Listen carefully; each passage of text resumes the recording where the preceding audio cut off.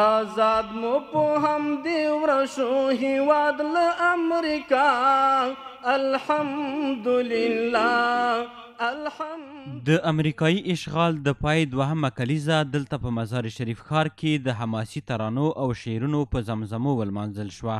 دغه پرتمینه غونډه او مشاعره چې پر همدې مناسبت د بلخ ولایت د اطلاعاتو او کلتور ریاست لخوا جوړه شوې وه، د بلخ والي حاجي محمد یوسف وفا، د اطلاعاتو او کلتور رئیس مولوي ذبیح الله نوراني، د کابل او خوست څخه راغلو میلمنو او د بلخ ولایت شاعرانو، فرهنګیانو او د علم او ادب مینوالو برخه پکې اخیستې وه. لومړی د بلخ ولایت د اطلاعاتو او کلتور رئیس مولوي ذبیح الله نوراني شعر او شاعري د افغان ولس د کلتور یوه برخه وګڼله او له ټولو شاعرانو یې وغوښتل ترڅو په خپلو شعرونو کې د افغانستان د اسلامي امارت رښتینی تصویر نړۍ ته وښیي او د شاعرۍ له لوی نعمت څخه په سمه توګه ګټه پورته کړي. په ټول هیواد کې بشپړ اسلامي نظام حاکم دی، بشپړ امنیت لرو، استقلال لرو، ازادي لرو، خپلواکي لرو. د دې ټولو نعمتونو په وجود کې دا د یو بل نعمت نن د بلخ ولایت د ادبي بانډار او مشاعرې ترسره کېدل. شاعران ورونه دې د خپل نظام په ملاتړ کې شعرونه ووایي ترڅو د خلکو په نظام باندې باور زیات شي او د دې باور په نتیجه کې یو ډاډ او سکون رامنځته شي. په جوړه شوې مشاعرې کې شاعرانو د ازادۍ ترانې زمزمه کړې، د شعر په ژبه یې د اسلامي امارت د مجاهدینو قربانۍ وستایلې او د شهیدانو روحونو ته یې دعاوې وکړې.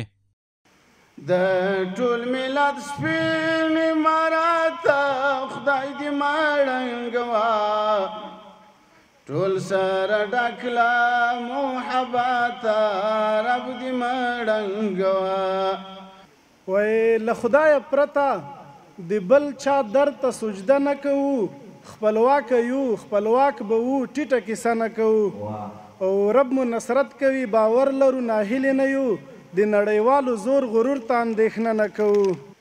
نستوه پا برهنه از 7 خان گذشتیم، رزمیده ایم تنها با دستهای خالی.